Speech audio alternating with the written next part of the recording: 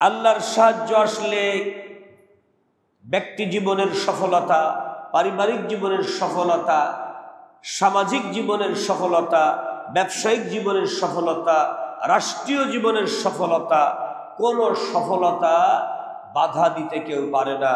কারণ আল্লাহর সাহায্যে মানে আল্লাহ নিজে যেই সাহায্য করে ওই ক্ষমতার সামনে কেউ দাঁড়াইতে, বান্দার ক্ষমতা আল্লাহর ক্ষমতার সামনে কিছুই না। এজন্যই আমি মাঝে মাঝে বলে থাকি, কোনো প্রযুক্তি আর মানুষের জ্ঞানের যুক্তি, এই দুইটা জিনিস আল্লাহর সামনে চলে না। কি চলে না? প্রযুক্তিও চলে না, যুক্তিও চলে না। মানুষের কাছে মানুষের যুক্তি চলে, মানুষের প্রযুক্তি মানুষের কাছে চলে, কিন্তু আল্লাহর সামনে মানুষের প্রযুক্তি, মানুষের যুক্তি এগুলো চলে না। তাইলে এই পৃথিবীতে America, Russia, Britain, France, German, Australia, Canada, Bharat যে যত যুক্তি আর প্রযুক্তি দিয়া মানুষকে সভ্য বানাবার চেষ্টা করুক, আর আমার আল্লাহ যা বলেছে ওই কথা তার বিপরীত যদি হয়, তাহলে মানুষ সভ্য হইব না, মানুষ আরো অসভ্য হইব। মানুষের প্রযুক্তি দিয়া কি মানুষ সভ্য হইতেছে না আরো অসভ্য হইতেছে? কথা বল না। গ্রামে গঞ্জে আগে যদি কোনো গরুর গায়ে পোকা হইতো, পোকা পোকা, মুরব্বীরা কি করেন শুনছেন না?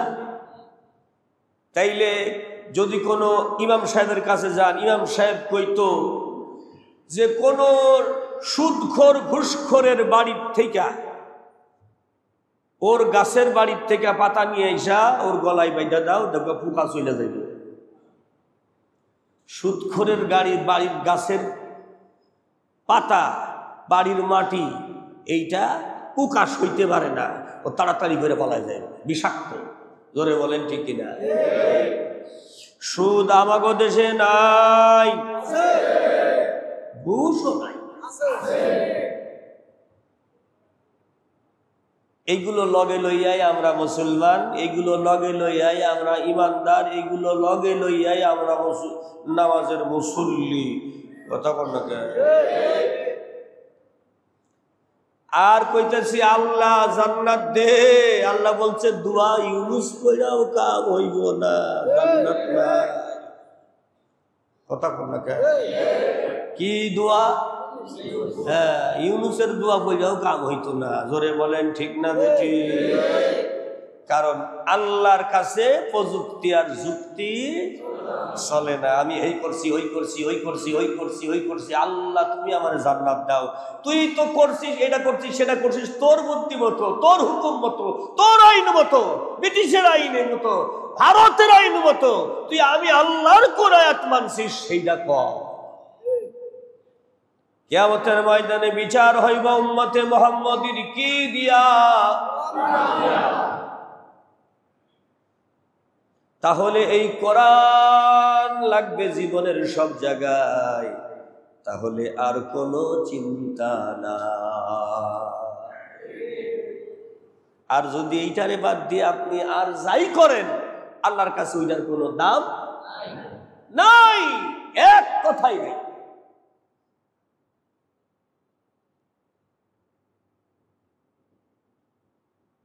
শিক্ষক পরীক্ষা নিবে, তার আগে বই দিবে, পড়াবে, প্রশ্ন দিবে, উত্তর শিখাবে, প্রশ্নপত্রে কি আসতে পারে তা কইয়া দেবে, তারপরে পরীক্ষার হলে ঢুকাইয়া কইব এবার লেখো। ঠিক পরীক্ষা হবে যে বই পড়ানো হয়েছে ওই বই থেকে। জোরে বলেন ঠিক কিনা? যেই বই পড়ানো হয় নাই ওখান থেকে কি প্রশ্ন দিব? না। পড়াইছে, শিখাইছে, বুঝাইছে মাস্টার রাইখা, বেতন দিয়া, তারপরে সেখান থেকে তোমাকে উত্তর লিখতে হবে। তুমি পড়ার টাইমে লুডো খেলছো, গেম খেলছো, হাডুডু খেলছো, বন্ধুদের সঙ্গে আড্ডা দিছো, কত কিছু করছো।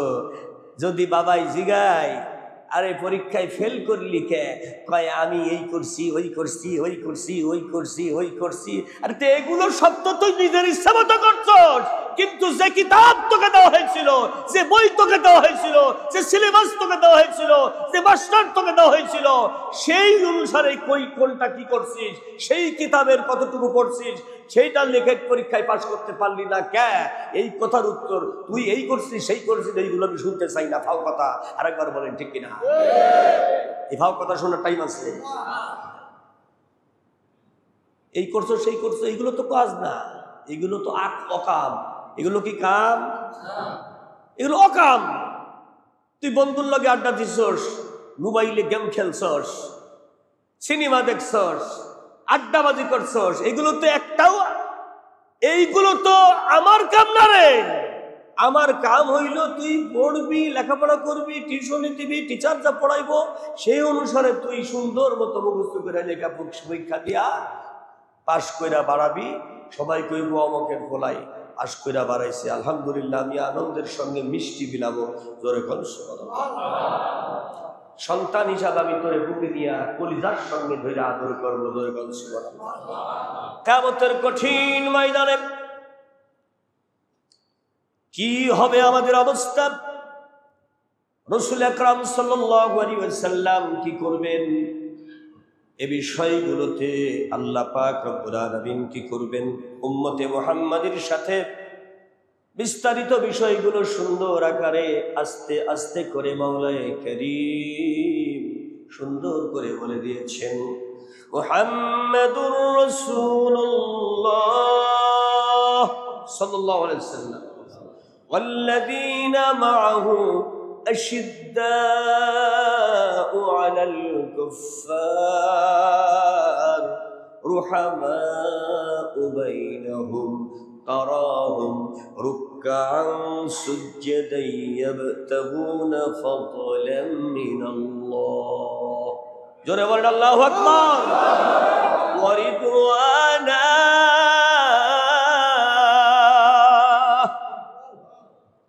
আল্লাহ রাব্বুল আলামিন বলেন, ও দুনিয়াবাসী, প্রশ্নপত্র ফাঁস কইরা তোমাদের বুঝাইয়া দিলাম, মুহাম্মদ সাল্লাল্লাহু আলাইহি ওয়াসাল্লাম আমার বন্ধুরে পাঠাইলাম, আমার হাবিবরে পাঠাইলাম, তিনি হলেন রাসূলুল্লাহ। মুহাম্মদ সাল্লাল্লাহু আলাইহি ওয়াসাল্লাম তিনি কি? রাসূলুল্লাহ। আরেকটু জোরে কোন রাসূলুল্লাহ। মুসা রাসূলুল্লাহ এটা কেউ কইছে? ঈসা রাসূলুল্লাহ কইছে? আদম রাসূলুল্লাহ কইছে? ইদ্রিস রাসূলুল্লাহ কইছে? কোন নবীর নামের আগে রাসূলুল্লাহ শব্দ আল্লাহ ব্যবহার করে নাই। বলা হয়েছে মুসা কালিমুল্লাহ, ঈসা রূহুল্লাহ, আদম শফিউল্লাহ। কিন্তু মুহাম্মাদের ব্যাপারে বলা হয়েছে, হাবিবের ব্যাপারে বলা হয়েছে, রহমাতাল লিল আলামিনের ব্যাপারে বলা হয়েছে মুহাম্মাদুর রাসূলুল্লাহ। তারাও আল্লাহর রসুল ছিলেন আইনসঙ্গতভাবে যারা কিতাব পাইছেন, কিন্তু তাদেরকে রসুলুল্লাহ কিতাবে লিখে দেওয়া হয়নি, দলিল দেওয়া হয়নি, দলিল নাই। মুসা কালিমুল্লাহ দলিল আছে, মুসা নবী আল্লাহ দলিল আছে, মুসা রসুলুল্লাহ দলিল নাই। যদিও কিতাব পাইছে কিন্তু কিতাবে বলে দেওয়া হয়নি, বলা হয়েছে মুসা কালিমুল্লাহ, আদম শফিউল্লাহ, ঈসা রূহুল্লাহ। সুবহানাল্লাহ বাড়িতে তাইলে আল্লাহ যাকে ডাইরেক্ট রসুল বলতেছে,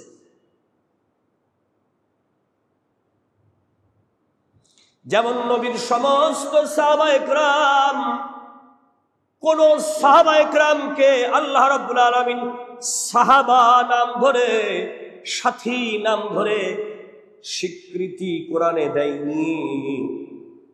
তবে সঙ্গত কারণে আইন অনুসারে নবীর সঙ্গে ১৬ লক্ষ সাহাবা রেখে নবী চলে গেছে দুনিয়া ছেড়ে। চলে বলেন ঠিক না? কিন্তু একজনকে আল্লাহ পাক বললেন إذ يقول لصاحبه لا تحزن إن الله معنا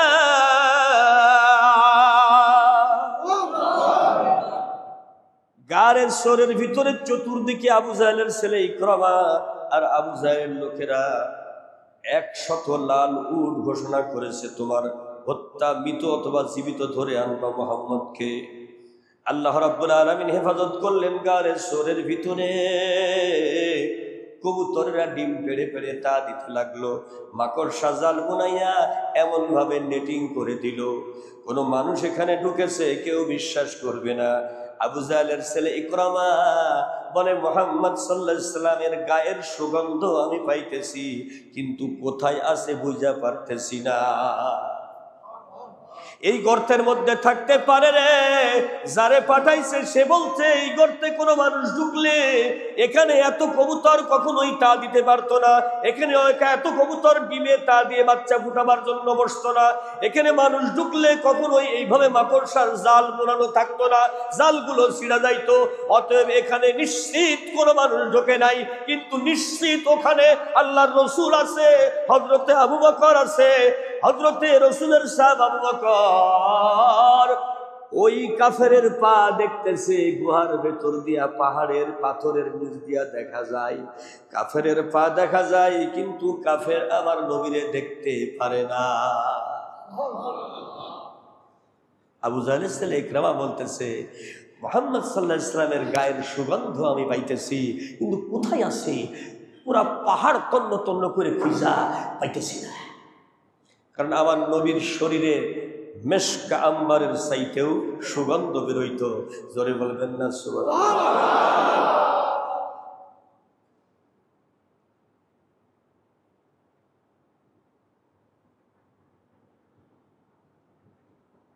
ভুল কইরা নবীর সাহাবা নবীর পেশাব রাত্রেবেলা পেশাবের ফিরতে বাইরে যাইতে পারে নাই।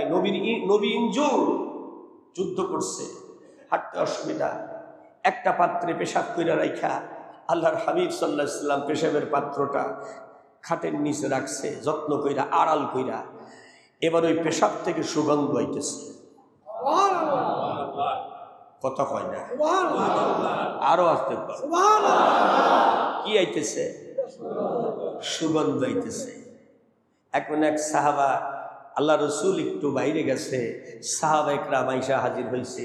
ওই বেটা যে আগে ঢুকছে সে দেখতেছে এখানে এই জায়গায় পাত্রের মধ্যে যে জিনিস আছে, এই তরল জিনিস যে মধ্য দিয়ে সুগন্ধ আইতেছে, বেটা খাইয়া লাইছে, শরবতের মতো পান করে ফেলাইছে। সুবহানাল্লাহ কইতে সুগন্ধ তখন পান করছে, ওর মুখ দিয়েও সুগন্ধ আইতেছে। আরেকবার করে আল্লাহু আকবার। আল্লাহর নবী তাড়াতাড়ি ঘরের মধ্যে ঢুইকা চিন্তা করতেছে পেশাবটা ফালাইয়া দিয়া এরপরে আমি উজু করে হাত মুখ ধুইয়া সুন্দর করে তারপরে আবার আমি সাহাবাদের সঙ্গে মিশবো। কিন্তু আল্লাহর নবী ঘরের মধ্যে ঢুকে দেখে জাগার মাল জাগাই না। এটা কথা কয় না, জাগার মাল জাগাই কি হয়েছে? খাইয়া ফেলাইছে। আল্লাহ রাসূল সাল্লাল্লাহু আলাইহি সাল্লামকে দেখেই সাহাবা আসসালামু আলাইকুম ওয়া রাহমাতুল্লাহি ওয়া বারাকাতুহু, ওয়া আলাইকুম আসসালাম ওয়া রাহমাতুল্লাহি ওয়া বারাকাতুহু। তোমার জবান দিয়া কেন সুগন্ধ বেরোইতেছে? তুমি কি করছো? ইয়া রাসূলুল্লাহ, এখানে শরবত রাখা ছিল, আমি খাইয়া ফেলাইছি। বরকতের লাইগা আমি মনে করছি এটা শরবত, এটা খাইলে হইব বরকত, এটার নাম শরবত, আমি খাইয়া পাবো বরকত। জোরে বলেন আল্লাহু আকবার। নবী কয় হাই হাই হাই রে, আমি রাত্রিবেলা পেশাব করে এখানে রেখে গেছি। ইয়া রাসূলুল্লাহ, এমন সুগন্ধ বেরোইতেছে আমি না খাইয়া, কারণ আমি জানি যে অন্য সাহাবা আইলেও খাইয়া ফেলাইব, তার আগে আমি খাইয়া ফেলাই। আল্লাহর হাবিব বলতেছে ও আমার কলিজার টুকরা সাহাবা, তুই আমার পেশাব খাইলি, আমার রক্ত মাংস থেকে নির্যাস যেটা বেরোইছে সেইটা তুই খাইলি, তুই তো পেশাব খাইলি না। তুই যেন আল্লাহর জাহান্নামের আগুন নিজের জন্য হারাম কইরা নিলি। কারণ নবীর কোন অংশ যদি কারোর শরীরে ঢুকে যায় ওই শরীর আগুন পোড়াবার ক্ষমতা রাখে না। জোরে বলেন আল্লাহু আকবার।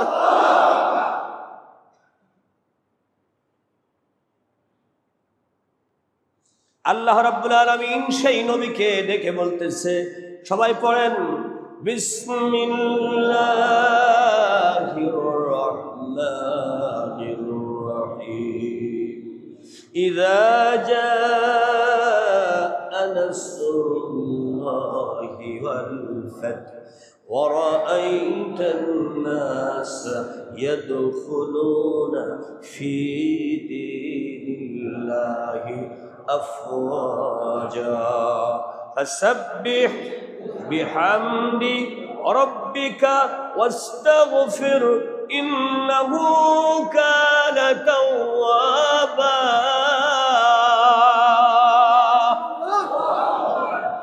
এই কথাগুলো, এই আয়াত তিনটা কার কথা বল না? কার? ঈমান আছে না নাই? ঈমান আছে তো। এখন বাংলাদেশে তো সব ডিজিটাল সিস্টেমে ঈমান থাকার পরও বেঈমানি চলতেছে।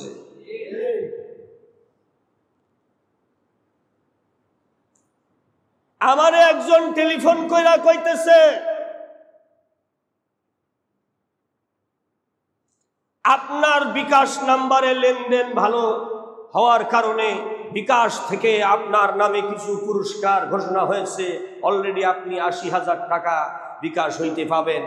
এই বিগত কয়েক বছরে আপনি এই টাকা লেনদেন করছেন, ৮০,০০০ টাকা আপনি পাইবেন। একটা কোড নাম্বার যাইতেছে, এই নাম্বারটা কত খালি আপনি আমারে কোন, তারপরে যেটা বলা হবে বিকাশের হেড অফিসে আইসা টাকা আপনি গ্রহণ করবেন।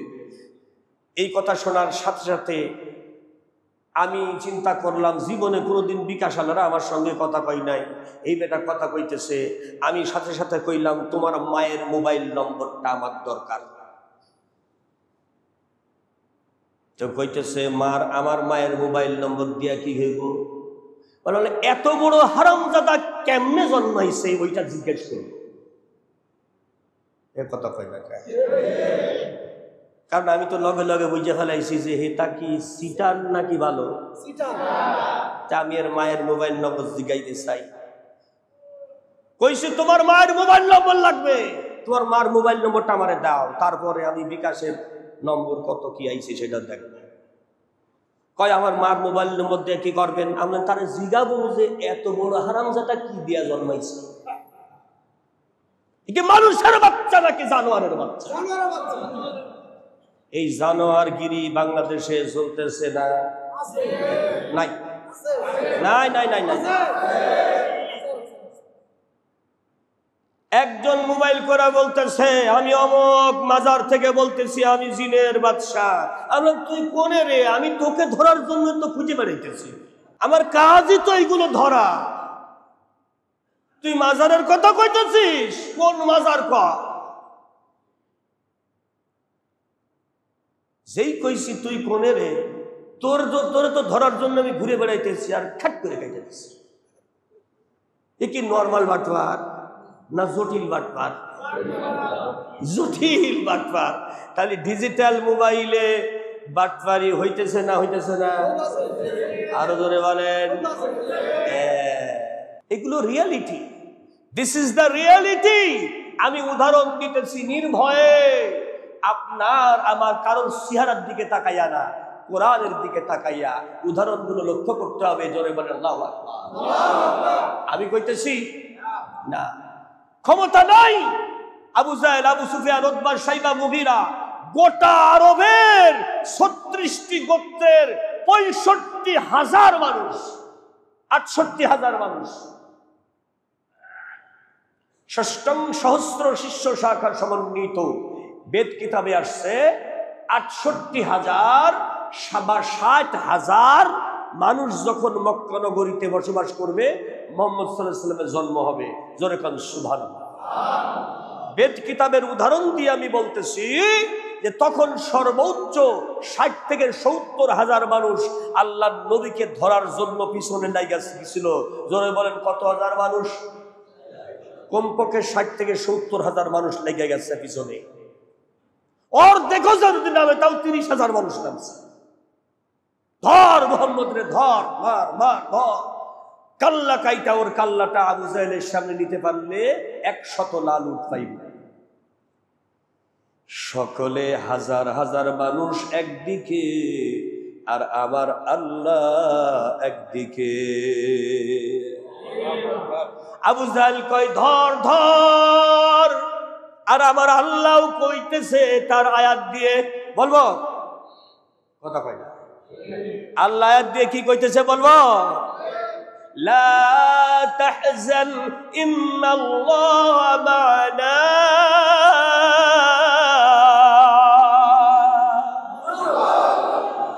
ওগো নবীজি,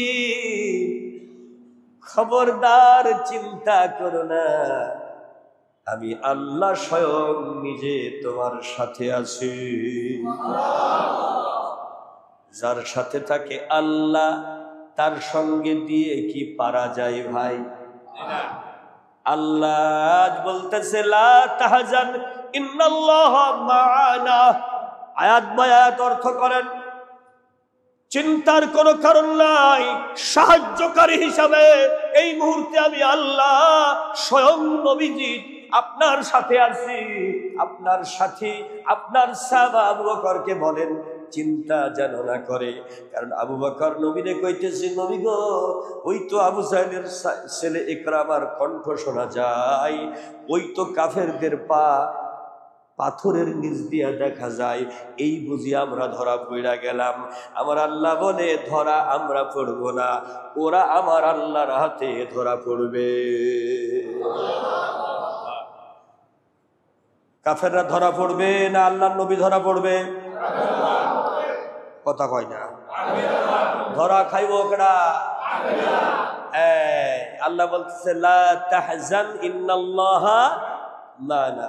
এই সূরাটি নাজিল হয়েছে, কোন কোন মুফাসসির বলছে সর্বশেষ সূরা। জোরে কান সুবহানাল্লাহ। এই আলেমরা কথা বলেন না কেন?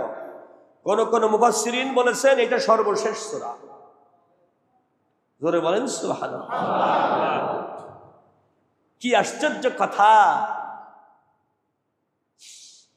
বিজয় যেদিন হলো, হিজরতের আগে আল্লাহর নবী দোয়া করলেন 3টা। জোরে বলেন কয়টা? 3টা। আকুর রব্বি আদখিলনি মুদখালা সিদকি ওয়া আখরিজনি মুখরাজা সিদকি ওয়াজআললি মিন লাদুনকা সুলতানান নাসীরা।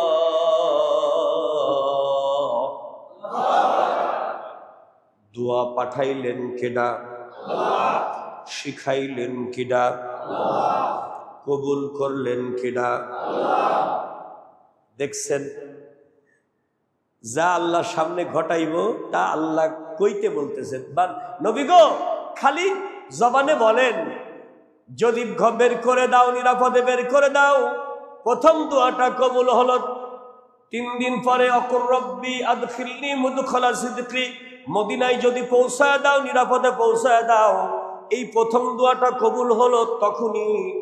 আর আখরিজনি মুখরাজা সিদকি, দ্বিতীয় দোয়াটা কবুল হলো তখনই। দ্বিতীয় দোয়া তখনই, প্রথম দোয়া 3 দিন পরে। আর তৃতীয় নাম্বার দোয়াটা কবুল হইল 8 বছর পরে। কয় বছর? কথা কয় না রে। 8 বছর পরে। তো দোয়া কবুল হয় নাই এমনটা নাই, কবুল হইতে 8 বছরও টাইম লাগছে। জাতির লোকেরা দোয়া করছে, আল্লাহ এ বাংলার জমিন তোমার নবীর রাসূলের আদর্শ আর তোমার কোরআন দিয়া যেন চলে, আবার সেই শায়েস্তা খান, সেই মুসলিম রাষ্ট্র, ইসলামী আইন যেন চালু হয়, যাতে না খাওয়া মানুষ আর দেখা না যায়, বেয়াদবি যেন না হয়, সব জায়গায় যেন সুন্দরভাবে সবকিছু চলে, সিন্ডিকেট যেন না থাকে, চোরারা যেন না থাকে, লুটেরা যেন না থাকে, ছিনতাইকারী যেন না থাকে, চান্দাবাজ ধান্দাবাজ যেন না থাকে।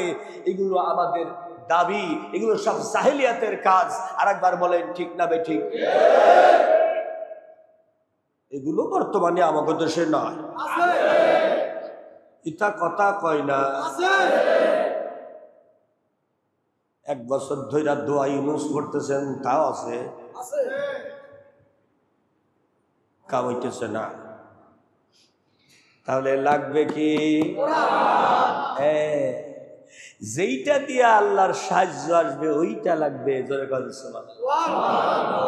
এখন ঘটনা ঘটলো কি, আল্লাহর হাবিব ৮,০০০ সোলজার নিয়া বদর বিজয়, উহুদ বিজয়, খন্দক বিজয়, হুনাইন বিজয়, ইয়ারমুক বিজয়, গোটা পৃথিবী এখন আল্লাহর রাসূলের দিকে তাকায় আছে।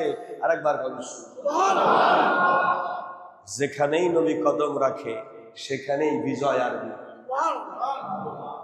৮,০০০ সোলজার নিয়া, কোন কোন বর্ণনায় ১০,০০০ সোলজার নিয়া আল্লাহর নবী যেই নিজের বাপের ভিটা থেকে চলে যেতে বাধ্য হয়েছিল আবু জাহেল কাফেরের অত্যাচারে, সেই ভিটায় ফিরে আসতেছেন।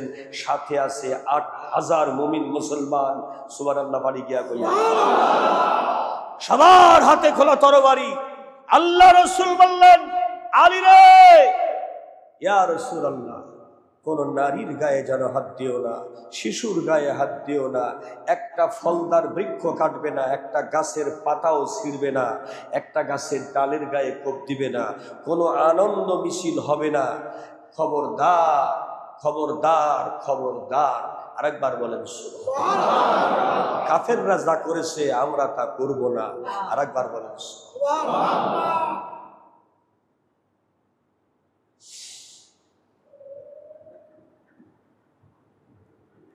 আল্লাহ রাব্বুল আলামিন রাসূল সাল্লাল্লাহু আলাইহি ওয়াসাল্লাম, আলী রে, আমি একটু দেখে আসি চতুর্দিকে। আমি যেই রাস্তা দিয়া ছোট্টবেলায় হেঁটে হেঁটে ঘুরতাম, যেই পাহাড়গুলোতে একটু উঠতাম, গলিগুলো একটু দেখে আসি। একজন বুড়ি পড়ে কি মরে কইরা দৌড়াইতেছে মাথায় টুপলা নিয়া। আবু জাহেলের ছেলে ইকরামা কইছে, রে মুহাম্মদ মক্কা ঘেরাও করে ফেলছে, কাউরে আস্ত রাখবে না, সবাই রে কচু কাটা কইরা শেষ কইরা দেবে। বুড়ি, তুমি যদি বাঁচতে চাও মাল সামা নিয়া পাহাড়ে গিয়ে আশ্রয় না। আল্লাহ নবী দেখতেছে বুড়ি দৌড়াইতেছে, বুখারীর বর্ণনা। আল্লাহ নবী বলতেছেন, বুড়িমা, এই পুটুলি নিয়ে আপনার বড় কষ্ট হয়, আপনি পুটলাটা আমার কাছে দেন, আপনি খালি হাতে দৌড়ান। আল্লাহর বান্দি জোরে জোরে পা ফেলে ফেলে উপরের দিকে পাহাড়ে উঠতেছে।